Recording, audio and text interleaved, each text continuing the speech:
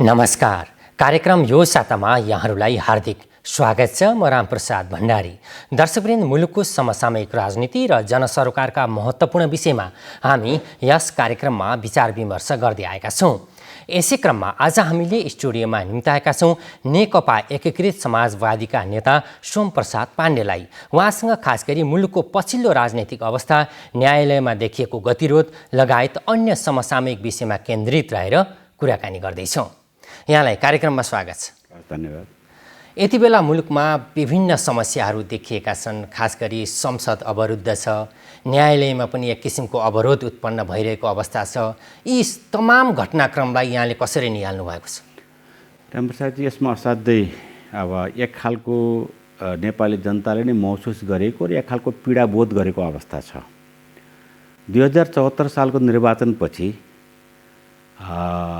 नेकपा एमाले र नेकपा माओवादीको तालमेलमा संयुक्त सरकार बन्यो र चाहिँ त्यो पछि गएर पार्टी एकीकरण पनि भयो र नेकपाको सरकार भयो। त्यो भइसकेपछि हामी एक खालको पार्टीले लिने गति र जनताले दिने मत चाहिँ दिए र हाम्रो जिम्मेवारी हो भन्नेमा हामी थियौँ। तर यो 3 वर्षको बिचमा धेरै कुरा लथालिङ्ग भयो। यसमा धेरै म चर्चा गर्न चाहन्न, जनताको बिचमा छर्लङ्ग छ। आज तपाईँ हेर्नुभयो भने 7वटै प्रदेशका मुख्यमन्त्री पटक पटक फेरिएका छन्। अविश्वासको प्रस्ताव पास भएको छ, राजीनामा दिएर हिँड्नुपर्ने अवस्था आएको छ। संसद 2 पटक विघटन भयो अनि त्यसपछि फेरि पुनर्बहाली पनि भयो। त्यसको अलावा चाहिँ सरकार नै परिवर्तन भयो। 2/3 मत ल्याएको केपी ओली नेतृत्वको सरकार आज चाहिँ बहिर्गमनको अवस्था रह्यो। प्रत्येक प्रदेश सदस्यहरूमा मुख्यमन्त्रीहरू बहुमत हुँदाहुँदै त्यसमा छिन्न भिन्न भएर चाहिँ बहिर्गमनको अवस्था आयो। यसरी अहिले चाहिँ मुलुक यो 3 वर्षको बिचमा अत्यन्तै अस्तव्यस्त भएको छ। यो एउटा जनताको निम्ति एउटा सामान्य कार्यकर्तालाई दोष जाँदैन। यो हामी नेतृत्वमा रहेका जसले जिम्मेवारी लिएको उहाँको चाहिँ असक्षमता हो। यसले गर्दाखेरि चाहिँ अहिले मुलुकमा अझै अस्थिरता बढ्दो छ। त्यसमा पछिल्लो कालमा आएर राजनीतिक रूपमा त यो प्रदेशहरू अनि गएर चाहिँ सङ्घीय सरकार लगायतको चाहिँ जुन सरकारको फेरबदल र अरू खालका चाहिँ जुन एक खालको चाहिँ अस्थिरता भएको थियो र चाहिँ उनीहरू चाहिँ अब खलबलिएको अवस्था थियो र अन्तिममा अहिले पछिल्लो कालमा आएर न्यायालय पनि अछुतो भएन। यसकारण चाहिँ यो 3 वर्षको बिचमा 3.5 वर्षको बिचमा धेरै कुराहरू नोक्सान चाहिँ यो मुलुकले बेहोर्नु परेको छ र यो व्यवस्थाले बेहोर्नु परेको छ। म त दलीय व्यवस्थामा दलहरू बलियो हुनुपर्छ, दलहरू विभाजन हुनुहुन्न भन्ने मेरो चाहिँ एकदमै जोरदार माग र मेरो चाहिँ प्रस्ताव हो, मेरो चाहिँ धारणा हो। त्यो पनि असफल भएको छ र दलहरू पनि छिन्नभिन्न भएका छन्। अब नेकपा एमाले त विभाजित भयो, अरू पार्टीमा पनि त्यो खालको रोग सल्किरहेछ। राजनीतिक रूपमा चाहिँ त्यो भित्र पनि एक खालको चाहिँ आन्तरिक रूपमा चाहिँ एकदम द्वन्द्व छ। यो चाहिँ धेरै व्यक्ति कुरा हो। यसमा त हामीले यो सोच्नै जरुरी छ र के नेकपा एमाले, नेकपा एकीकृत समाजवादी होस् अथवा चाहिँ नेकपा माओवादी केन्द्र होस्, हामी तीनटाले अहिले चाहिँ एउटा जिम्मेवारी पाएका थियौँ। अहिलेको हिसाबले नेकपाको हिसाबले त्यो एउटा पार्टमा छ भने अरू राजनीतिक पार्टी अब अहिले त नेपाली कङ्ग्रेस सरकारमा छ। त्यसकारण चाहिँ अब यी सबै राजनीतिक पार्टीले सोच्नुपर्ने आवश्यकता र अब सिस्टमलाई बलियो बनाउनको निम्ति, मुलुकमा स्थिरता ल्याउनको निम्ति, राजनीतिक स्थिरता ल्याउनको निम्ति हामी लाग्नुपर्ने आवश्यकता छ। तर अहिले यहाँले राजनीतिक स्थिरताको कुरा गरिरहँदा संसद अवरुद्ध छ, यसै बिचमा न्यायालयमा पनि गतिरोध देखिएको अवस्था छ। जस्तो न्यायालयको प्रसङ्गमा कुरा गर्दाखेरि राजनीतिक दलहरू, गठबन्धनमा आबद्ध दलहरू मौन जस्तै देखिन्छन्। कानुन व्यवसायीहरूले अब सरकारले अथवा गठबन्धनमा सहभागी दलहरूले अब मुख खोल्नुपर्ने बेला आएन र अदालतको बारेमा भनेर भनिरहेका छन्। यहाँनिर यहाँको भनाइ के हो? अब यस्तो छ, मुख खोल्ने कुरो अब यो सुरुवात चाहिँ राजनीतिक पार्टीबाट भएको छैन। संसदमा पनि त्यो छलफल भएको, संसद अवरोध छ, तर चाहिँ न्यायालयको कारणले विगतमा हामीले कतिपय समयमा न्यायालयसँग सम्बन्धित भएका मुद्दालाई पनि जोडेर सदनमा कुरा उठाएका छौँ। हुन त हाम्रो संविधानले न्यायालयको विषयमा कुरा उठाउने अधिकार त्यस्तो संविधानले दिँदैन, तर पनि मुलुकको हितको निम्ति र चाहिँ जुडिसियरी अथवा चाहिँ भनौँ यो चाहिँ न्यायालयको एउटा सुदृढीकरणको निम्ति हामीले कतिपय उठाएका छौँ। अहिले चाहिँ यो मुद्दा जुन अदालतको प्राङ्गणमा चलिरहेको छ, जुन खालको बहस, जुन खालको एक खालको चाहिँ द्वन्द्व चलेको छ, यो चाहिँ संसदबाट राजनीतिक पार्टी उठेको त होइन। यो चाहिँ खास गरेर त्यहाँभित्र रहनुभएका माननीय न्यायाधीशज्यूहरू र चाहिँ सर्वोच्च बार र चाहिँ नेपाल बार एसोसिएसनको चाहिँ एउटा संलग्नतामा यो कुरा उठेको छ। यसमा चाहिँ यहाँले प्रश्न गर्नुभएको राजनीतिक पार्टीहरू प्रवेश गरेका छैनन् भन्ने विषयमा, यस विषयमा अहिले सरकार चाहिँ गठबन्धन सरकार छ। गठबन्धनमा पनि त्यो खालको छलफल भइसकेको छैन।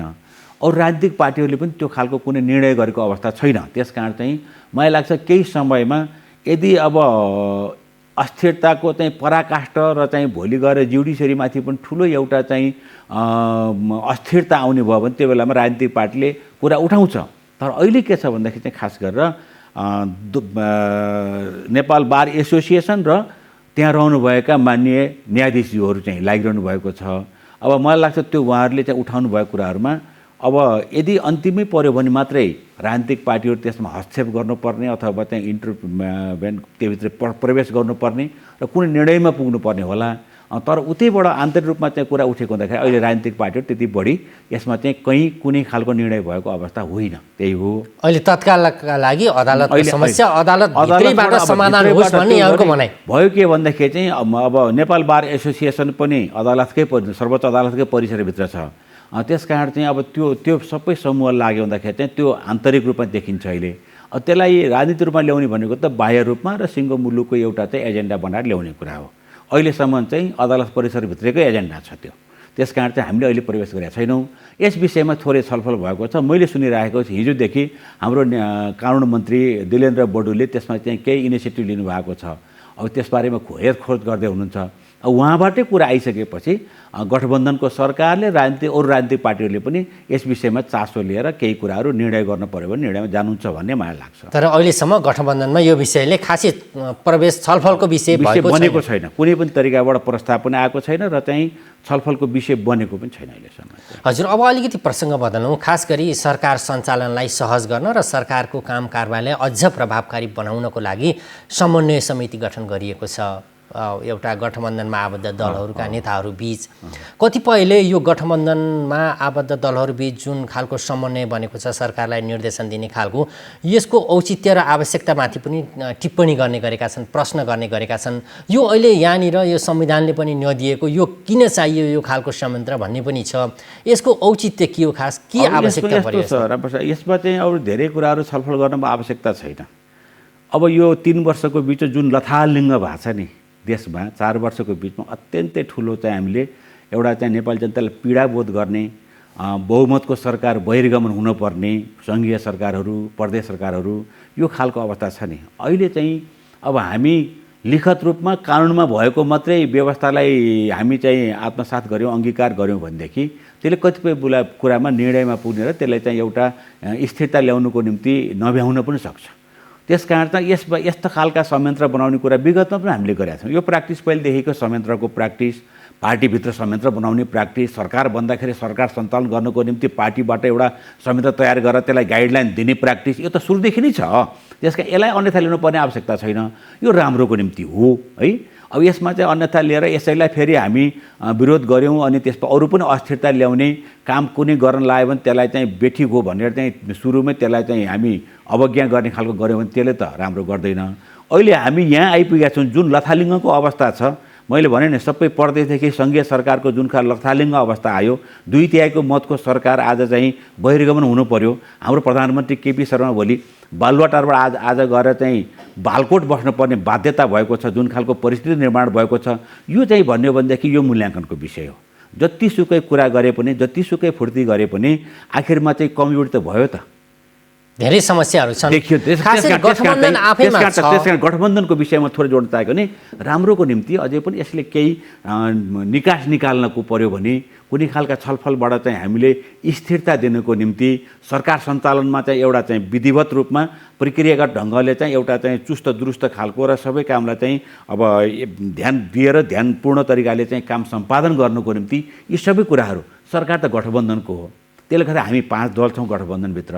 यी 5 दलभित्र पनि पहिला बाहिर सल्लाह गरिसकेपछि कतिपय कुराहरू राष्ट्रिय रूपमा निर्णय गर्नुपर्ने हुन्छ। अनि सरकारले मात्रै निर्णय गर्दाखेरि पनि त्यो अनुपयुक्त हुनसक्छ। त्यहाँ यी सबै कुरा मिलाउँ भन्ने उद्देश्यका साथ नै यो चाहिँ गठबन्धनको चाहिँ एउटा चाहिँ त्यो के गठन भएको हो, एक खालको चाहिँ अब राम्रोको निम्ति र कामको निम्ति। त्यस कारण चाहिँ धेरै हामीले यसबारेमा छलफल गर्नुपर्ने आवश्यकता। अब खास गरी गठबन्धन कसरी अगाडि बढ्छ, यसको औचित्य कसरी भविष्यमा अगाडि बढ्छ भन्ने कुराहरू पनि विभिन्न कोणबाट विश्लेषण भइरहेको अवस्था छ। अब तिनै तहका निर्वाचनहरू नजिकिँदा छन्। यो सन्दर्भमा गठबन्धनको भविष्यलाई लिएर कार्यकर्तामा चाहिँ एक किसिमको अन्योलको वातावरण पनि देखिन्छ। यो गठबन्धन कहिलेसम्म जान्छ, यो यसको चाहिँ भविष्य कस्तो हो भन्ने विषयमा चाहिँ खास स्पष्ट सहमति के भएको छ दलहरू? अब यसमा अब मलाई हाम्रो नेताहरूले गरेको कुरा, म गठबन्धनको मिटिङमा त गएको होइन। पहिलो त मलाई गठबन्धनको विषयमा जानकारी दिएको भीम रावलले हो। यो गठबन्धन तयार गर्नको निम्ति उहाँको ठुलो भूमिका छ र यो चाहिँ सरकारलाई शनाखत गरेर अथवा चाहिँ शेरबहादुर केपी ओलीलाई हटाउनको निम्ति भूमिका खेल्नेमा पनि उहाँको प्रमुख भूमिका छ। माधव नेपालको भन्दा पनि ठुलो भूमिका मान्छु मैले उहाँलाई। र उहाँले बताएअनुसार के थियो भन्दाखेरि चाहिँ सुरुमा मलाई यो जेठ महिनाको कुरा हो, जुन बेलामा चाहिँ शनाखत हामी जेठ 7 गते गऱ्यौँ, त्योभन्दा अगाडिको कुरा हो। उहाँसँग म केही छलफल गर्न उहाँकै निवासमा गएको थिएँ। त्यो सुन्दाखेरि उहाँले के भन्नुभएको थियो भने गठबन्धनको चाहिँ चाहिँ लिखत दस्तावेज तयार भइसक्यो, कागज तयार भइसक्यो। यो गठबन्धन चाहिँ आउने राष्ट्रिय चुनावसम्म, सङ्घीय चुनावसम्म चाहिँ कायम हुन्छ र सङ्घीय चुनावमा पनि सिट बाँडफाँडको कुरो पनि भइसकेको छ भनेर मलाई उहाँले सुनाउनु भएको थियो। म त्यसपछि अरूलाई मैले सोधेको छैन अहिलेसम्म। तर यो गठबन्धन चाहिँ त्यति बेला भएको जुन बेलामा सबभन्दा प्रमुख भूमिका भीम रावले खेल्नु भएको थियो। उहाँ पटक पटक माधव कुमार नेपाललाई के अरे बुढा नीलकण्ठ उहाँको निवासमा लैजानुहुन्थ्यो र चाहिँ अब यसका योजनाकार नै भीम रावल हुनुहुन्थ्यो। तर मैले थाहा पाएको त्यति बेला थाहा पाउँदाखेरि चाहिँ यो गठबन्धन चाहिँ अब आउने सङ्घीय निर्वाचनसम्म यो चाहिँ कायम रहन्छ र चाहिँ केही सिट चाहिँ सङ्घीय निर्वाचनमा नेपाली कङ्ग्रेसले नेकपा एकीकृत समाजवादी अहिले बन्यो, त्यति बेला बनिसकेका थिएन, समाजवादीलाई र नेकपा माओवादी केन्द्र र चाहिँ जसपा उपेन्द्र यादव अनि यता आएर चाहिँ राष्ट्रिय जनमोर्चाको चाहिँ चित्रबहादुर केसी लगायतको टिमलाई दिने कुरो भएको छ भनेर मैले सुनेको हो। त्योभन्दा धेरै मैले खोजिया पनि छैन। तर यसै बिचमा नेपाली काङ्ग्रेसका जस्तो यहाँलाई मैले रोकेँ, त्यति बेला पनि मैले पार्टी एकताको निम्ति आफ्नो अभियान चाहिँ अगाडि बढाएको थिएँ। नेकपा एमाले फुट्नु हुँदैन भन्ने मेरो मान्यता थियो र म चाहिँ नेताहरूसँग स्वयं भीम रावलसँग मेरो अलिकति चाहिँ बढी कडी कडाउ कुरा भएर कन्फ्रन्टेसनै भएको, विवाद झगडै भएको उहाँसँग। युवराज ग्यावालीसँग पनि मैले चाहिँ झगडै गरेको, पार्टी फोड्ने कुरा तब नजानुस् है भनेर उहाँहरूलाई भनेकै हुँ। र उहाँहरूले चाहिँ एकपटक पार्टी फोडेर केपीलाई चाहिँ रसातलमा धसेपछि तल यिनीहरूलाई चाहिँ छिन्नभिन्न गरेर हराइदिएपछि फेरि पार्टी एकीकरण भएर फेरि हाम्रो यो रूप चाहिँ अझै परिष्कृत, अझै सुदृढ, अझै बलियो हुन्छ भनेर मलाई भन्नुभयो र त्यसमा म सहमत थिइनँ। त्यसकारण चाहिँ अब गठबन्धन चाहिँ अगाडि जान्छ, यसमा चाहिँ कसैले दुविधा नपाले हुन्छ। अहिले नेपाली कङ्ग्रेसको साथीहरू पनि यतापट्टि आएर चाहिँ नेकपा एकीकृत समाजवादीको होस् अथवा चाहिँ नेकपा माओवादीको होस् अथवा जसपाको होस्, सबैतिर शङ्काको कुरा चाहिँ होला। तर चाहिँ मेरो विचारमा मैले थाहा पाएसम्म चाहिँ गठबन्धन अब आउने सङ्घीय निर्वाचनसम्म सँगसँगै जान्छ। होइन भनेदेखि चाहिँ राजनीतिक अविश्वासको कुरा हुन्छ। नेपाली कङ्ग्रेसका साथीहरूलाई पनि मैले व्यक्तिगत रूपमा भेट्दाखेरि त्यही भनेको छु, तपाईँहरूले यो के नगर्नु पर्थ्यो, गरिसकेपछि विश्वासघात चाहिँ गर्नु हुँदैन र राजनीतिमा विश्वास ठुलो कुरा हो। त्यस कारण चाहिँ विश्वास तपाईँहरूले नगुमाउनुहोस् पनि भनेको छु मैले। र मलाई के विश्वास छ भन्दाखेरि चाहिँ गठबन्धन अब यो चाहिँ अर्को आउने सङ्घीय निर्वाचनसम्म जान्छ। बिचमा चाहिँ हुन राजनीतिक घटनाक्रमहरू एकपछि अर्को यत्तिकै पनि विकसित भएर जान्छन्। हुनसक्छ भोलि फेरि नेकपा एमाले, नेकपा समाजवाद, नेकपा एकीकृत समाजवादी, नेकपा माओवादी केन्द्रहरूको पनि एकता फेरि तालमेल, एकता होइन कि चुनावी तालमेल पनि हुनसक्छ। यसमा ठुलो कुरो छैन। हिजो चाहिँ केपी ओली र केपी ओली र प्रचण्डको कुरा गर्नुभयो भने केपी ओली कमरेड र पुष्पकमल दाहालको बिचमा कुन दूरी थियो, तर आएर चाहिँ 2075 जेठ 3 गते पार्टी एकता भयो। त्यो मात्रै होइन, चाहिँ 2074 सालको आश्विन 17 गते पार्टीको चाहिँ चुनावमा तालमेल गर्ने कुरा पनि भयो। जो कि मुखामुख पनि उहाँहरू गर्न चाहनुहुन्थेन। तर अहिलेको राजनीतिमा सुन राजनीतिमा त्यस्तो सम्भावना हुन्छ यहाँले भने चाहिँ। तर अब नेकपा एमाले र एकीकृत समाजवादी पार्टी बीच चुनाव अगाडि नै एउटा एकीकरण हुने अथवा चुनावी तालमेल हुने सम्भावना पनि देख्नुहुन्छ यहाँ? होइन, देख्ने असम्भावना राजनीतिमा असम्भावना भने केही पनि हुँदैन है, हुनसक्छ। अहिलेको हकमा देखिन्न, आजको हकमा देखिन्न। नेकपा माओवादी केन्द्र, नेकपा एकीकृत समाजवादी र चाहिँ अब जसपा, जनमोर्चा र नेपाली कङ्ग्रेसको यसको चाहिँ एलायन्स, यसको चाहिँ गठबन्धन आउने निर्वाचनसम्म, सङ्घीय चुनावसम्म, अब स्थानीय चुनाव त्योभन्दा अगाडि नै हुन्छ, चुनावसम्म चाहिँ टुट्दैन अहिलेको अवस्थामा। तर राजनीतिमा अरू खालका असम्भावना पनि केही हुँदैन। मैले उदाहरण दिएँ के भन्दाखेरि चाहिँ नेकपा माओवादीका केन्द्रका नेता कमरेड पुष्पकमल दाहाल र हाम्रो पार्टी नेकपा एमालेका अध्यक्ष एवं प्रधानमन्त्री केपी शर्मा ओलीको चाहिँ जुन तिक्तता थियो नि, जुन दूरी थियो नि, कति टाढा थियो, तर चाहिँ पछि मिल्यो भनेपछि राजनीतिमा यस्ता सम्भावना रहन्छ। तर मैले यो प्रश्न उठाएको कारण के भन्दा खास गरी नेपाली काङ्ग्रेसका केही प्रभावशाली नेताहरूले चुनावमा नेपाली कङ्ग्रेस एक्लै भिड्छ, एक्लै लड्छ, चुनावी तालमेल गर्नु हुँदैन भनेर बोलिरहनु भएको छ। त्यसैलाई आधार बनाएर यहाँलाई मैले त्यो प्रश्न गरेको। तर अब यसमा चाहिँ खास गरी पार्टीभित्र उच्च स्तरको राजनीतिक एउटा समन्वय सहकार्य हुन्छ, नेताहरूबिच त्यो खालको गतिविधिहरू पनि अगाडि बढिरहेको भनेर यहाँले भनिहाल्नुभयो। अब अलिकति प्रसङ्ग बदलौँ। खास गरी एकीकृत समाजवादी पार्टीको केन्द्रीय कमिटीको बैठक अलि चलिरहेको छ र स्थायी कमिटीको बैठक सम्पन्न भएको छ। पार्टीलाई आगामी दिनमा कसरी प्रभावकारी बनाउने बारेमा यहाँ छलफल हुन गइरहेको छ। खास गरी कुन कुन मुख्य एजेन्डामा यति बेला छलफल हुन्छ? अहिले हामी चाहिँ आजको नियमित बैठक हो यो बैठक चाहिँ सम्भवतः चाहिँ यो पछि हाम्रो अपानी जारी भइसकेपछि 325जना केन्द्रीय कमिटीको सदस्य बनिसकेपछिको पहिलो बैठक हो। आज त हामी अब नियमित बैठक सुरु गर्छौँ र शपथ ग्रहणको कार्यक्रम छ। केही छुट्नुभएका पुराना साथी बाहेकको शपथ ग्रहण पनि आज हुन्छ र त्यस बाहेक चाहिँ नियमित बैठकमा प्रदेशको रिपोर्टहरू, प्रदेशका योजना बनाउने कामहरू, प्रचार प्रसारलाई कसरी व्यवस्थित गर्ने, प्रशिक्षण कसरी अगाडि बढाउने, पार्टीको सङ्गठन सुदृढीकरणलाई चाहिँ कसरी कार्यक्रम बनाएर अगाडि बढ्ने र यो सबै कार्यक्रमहरू पेश गर्ने र चाहिँ प्रदेशबाट विशेष गरेर हामीले प्रदेश वाइज गरेका छौँ। साथै प्रदेशबाट यी सबै कार्यक्रमहरूको सङ्गठन सुदृढीकरणदेखि लिएर अब आगामी चुनावलाई पनि हामी अहिले त त्यस्तो एजेन्डा बनाएका छौँ। यी सबै कुराहरूमा देशको राजनीतिक परिस्थितिको विषयमा यसको विश्लेषण गर्ने र चाहिँ आगामी कार्यक्रम कसरी तय गर्नुपर्छ भन्ने त्यसबारेमा पनि छलफल गर्ने र खास गरी योजना बनाउने कुरामा बढी केन्द्रित रहेर आजको बैठक चाहिँ अब सुरु हुन्छ र चाहिँ आज र भोलिमा हामीले यो बैठक सक्छौँ। खास गरी पार्टीको सङ्गठन सुदृढीकरणमा धेरै समय लगाउनु पर्ने अथवा बल लगाउनु पर्ने अवस्था देखिन्छ। नयाँ पार्टी पनि भयो, खास गरी सङ्गठन विस्तार हुने क्रम पनि जारी छ। पार्टी अध्यक्षले पार्टी प्रवेश गर्ने लहर नै चलेको छ भनेर कार्यकर्तामा एक किसिमको उत्साह त भर्नुभएको छ। वास्तवमा पार्टीको वास्तविक अवस्था कस्तो छ?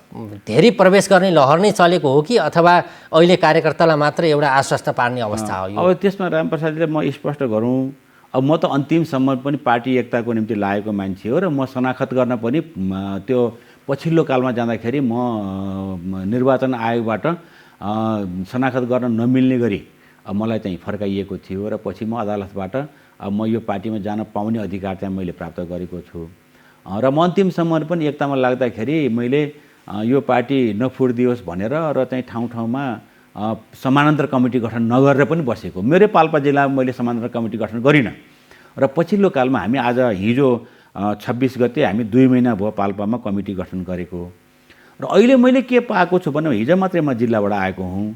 अहिले हिजोभन्दा आज बिस्तारै माधव नेपालप्रति र चाहिँ नेकपा एकीकृत समाजवादीप्रति आकर्षण बढेको मैले पाएको छु, मेरो जिल्लामा पनि अरू पनि। अब तपाईँलाई स्पष्ट रूपमा भन्दाखेरि अब मैले यति धेरै व्याख्या गर्न पर्दैन। सुदूरपश्चिम हेर्नुभयो भनेदेखि अहिले चाहिँ माधव नेपाल धेरै स्ट्रङ हुनुहुन्छ। चाहे डडेलधुराको कुराको लिनुहोस्, चाहे डोटी बैतडीको लिनुहोस्, चाहे कञ्चनपुर लिनुहोस्, चाहे कैलाली लिनुहोस्, चाहे अछाम लिनुहोस्, अत्यन्तै अगाडि गइसकेको छ। बजाङ बाजुरादेखि सबै ठाउँको त्यहाँको 8वटै जिल्लामा एकदम उत्कृष्ट खालको सङ्गठन छ। अनि तपाईँ कर्णाली हेर्नुभयो भने पनि कर्णाली पनि एकदमै मजबुत छ माधव नेपालको पक्षमा अथवा एकीकृत समाजवादीको पक्षमा। त्यहाँ एमाले कमजोर छ, माओवादी छ कि नेकपा एकीकृत समाजवादी माधव नेपाल पक्ष छ। दुईवटा प्रदेशको राम्रो खालको। त्यसमा 2 नम्बर प्रदेशमा आउनुभयो भने त्यहाँ पनि अत्यन्त सुदृढ देखिन्छ। बागमती पनि कमजोर देखिन्न, 1 नम्बर प्रदेश पनि कमजोर देखिन्न। अलिकति कमजोर देखिएको लुम्बिनी हो, पहिलेदेखि नै माधव नेपालको पक्षमा 9औं महाधिवेशनमा पनि सबभन्दा कम त्यहाँबाट प्रतिनिधि आउनेमा माधव नेपालको लुम्बिनी पर्थ्यो र गण्डकी पर्थ्यो। दुईटा प्रदेश बाहेक अरूमा चाहिँ अत्यन्तै सम्मानजनक र चाहिँ अत्यन्तै उत्साहित देखिएको छ। डडेलधुराको हेर्नुभयो भने कार्यकर्ताहरूमा उत्साह छ। टोटल चाहिँ त्यहाँको जिल्ला कमिटी माधव नेपाल गएर नेकपा एकीकृत समाजवादीमा प्रवेश गराउनु भयो भनेपछि यो खालको लहर चलेको छ। र मैले पाएको अनुभव के छ भनेदेखि चाहिँ दिन प्रतिदिन माधव नेपालको पक्षमा अथवा चाहिँ नेकपा एकीकृत समाजवादीको पक्षमा मान्छेको प्रवेश गर्ने आउने र उत्साहित हुने खालको चाहिँ अब हामीले पाइरहेका छौँ। अस्ति मात्र हेर्नुभयो भने 6 जना केन्द्रीय कमिटीका नेकपा एमालेका 6 जना केन्द्रीय कमिटीका सदस्य त नेकपा एकीकृत समाजवादी माधव नेपालसँग प्रवेश गरेर आउनुभयो भने यो खालको देखिन्छ अहिले। तर के हो भने मेरो त एउटा मात्रै कुरा हो, नेपालबाट कम्युनिस्ट आन्दोलन अत्यन्तै सशक्त बनेर अगाडि बढोस्, यहाँ चाहिँ कमजोर नभइदियोस् नेपालमा, र हाम्रो आन्दोलन जे छ त्यो अगाडि बढिदियो हुन्थ्यो र चाहिँ त्यसले एउटा चाहिँ शक्ति आर्जन गरिरह्यो भनेदेखि मात्रै यो मुलुकको भोलिको भविष्य पनि सुरक्षित छ। यदि नेकपा एमाले कमजोर अथवा नेपालको कम्युनिस्ट आन्दोलन कमजोर भयो भनेदेखि मुलुकमा ठुलो एउटा चाहिँ दुर्भाग्य हुने सम्भावना पनि मैले देखेको छु। आज जुन खालको चाहिँ बाहिरी हस्तक्षेपहरूको कुरा छ त्यो बाहिरी हस्तक्षेपमा पनि यहाँ कम्युनिस्ट पार्टीको सङ्ख्या र कम्युनिस्ट पार्टीको सरकार, कम्युनिस्ट पार्टीको ठुलो एउटा चाहिँ वर्चस्व रहेको कारणले गर्दाखेरि पनि कतिपय त्यस्ता अदृश्य शक्तिहरू यहाँ आएर चलखेल गर्न डराइरहेछ। त्यस कारण चाहिँ यो बलियो बन्नुपर्छ भन्ने मेरो मान्यता हो। र सँगसँगै मेरो अर्को कुरा के हो भनेदेखि चाहिँ हामी दलीय व्यवस्थामा छौँ। यो दलीय व्यवस्थामा चाहिँ दलहरू बलियो हुनुपर्छ। यो टुटफुट हुने कुरा, विभाजित हुने कुरा यो चाहिँ बेठिक हो भन्ने मेरो मान्यता हो। तर नेतृत्वबीच जुन खालको समझदारी हुनुपर्ने थियो, जुन खालको सहमति हुनुपर्ने थियो त्यो भएन, पार्टी फुट्यो। र यसै बिचमा अब नेकपा एकीकृत समाजवादीको अब जनतामा जाँदाखेरि के एजेन्डा, ठोस के कार्यक्रम लिएर यहाँहरू जानु? अब हामी त त्यही हो, हामी पार्टीको के हो भन्दाखेरि चाहिँ सैद्धान्तिक तवरले अब यो चाहिँ स्खलन भएको, यो चाहिँ एकदम छेदविच्छेद हुन लागेको पार्टीको एउटा चाहिँ जुन सैद्धान्तिक पक्ष हो, यसको चाहिँ साङ्गठनिक पक्ष हो र चाहिँ विधि पद्धति हो, यो चाहिँ तोडिँदै गएको छ। त्यस कारण त्यसको निम्ति त्यसलाई बचाउ गर्ने कुरा र पार्टीलाई विधि पद्धतिमा कम्युनिस्ट आचरणमा लैजाने कुरा र नेपालको कम्युनिस्ट आन्दोलनलाई जोगाउने कुरा हाम्रो चाहिँ प्रमुख उद्देश्य र प्रमुख कार्यक्रम हुन्छ। हाम्रो केही छैन अहिले चाहिँ। सबभन्दा पहिलो कुरो त नेपालमा कम्युनिस्ट आन्दोलन जोगाउने कुरा हो। होला टुटफुटले चाहिँ झन् ठुलो क्षति पुग्यो भन्ने कतिपयको तर्क होला, तर यो विद्रोह अहिले नेकपा एमालेबाट नेकपा एकीकृत समाजवादी बन्ने जुन विद्रोह भयो त्यो विद्रोह चाहिँ भोलिको आन्दोलन जोगाउनको निम्ति हो। विद्रोह हेर्नुभयो भनेदेखि 2017 सालमा भन्दा पहिला पनि केशरजङ रायमाझी जब चाहिँ महासचिव भए उनले गलत बाटो लिइसकेपछि पुष्पलालले विद्रोह गर्नुभएको छ। यदि त्यति बेला पुष्पलालले विद्रोह नगरेको भएदेखि यो पार्टी पद्धतिमा र यो अवस्थामा आउँथेन। त्यसपछि झापा विद्रोह भएको छ। तपाईँ हेर्दै जानुभयो भनेदेखि चाहिँ यो चाहिँ सशस्त्र सशस्त्र आन्दोलनदेखि अथवा सशस्त्र विद्रोहदेखि लिएर अहिलेसम्म आज चाहिँ माधव नेपालले 2078 सालको भदौ 9 गते गरेको चाहिँ पार्टी दर्ता, त्यो विद्रोह पनि यो पार्टी सुदृढीकरणको निम्ति हो। विद्रोहको यो पनि एउटा रूप हो, यसले सुदृढ गराउन मद्दत गर्छ। सुदृढ विद्रोह के को निम्ति भन्दाखेरि नेपालको कम्युनिस्ट आन्दोलन जोगाउनको निम्ति, नेपालमा विधि पद्धतिबाट कम्युनिस्ट आचरणलाई अगाडि बढाउनको निम्ति र भोलिका दिनमा नेपालको एउटा शक्ति सञ्चय गरेर यहाँ त्यस्ता खालका चाहिँ गलत चलखेल, पुँजीवादी साम्राज्यहरू, दलाल नौकरशाहहरूको चाहिँ जुन खालको चलखेल हुन्छ त्यसलाई रोक्नको निम्ति हामी चाहिँ एक भएर जानको निम्ति यो चाहिँ विद्रोह भएको हो, राम्रोको निम्ति यो विद्रोह हो। हवस् त, यहाँ आएर आफ्ना महत्त्वपूर्ण विचारहरू राखिदिनु भयो, यहाँलाई धन्यवाद। हवस्, धन्यवाद। आदरणीय दर्शकवृन्द, हामीले कुरा गऱ्यौँ नेकपा एकीकृत समाजवादीका नेता सोमप्रसाद पाण्डेसँग। आजलाई कार्यक्रमबाट बिदा चाहन्छौँ। नमस्कार।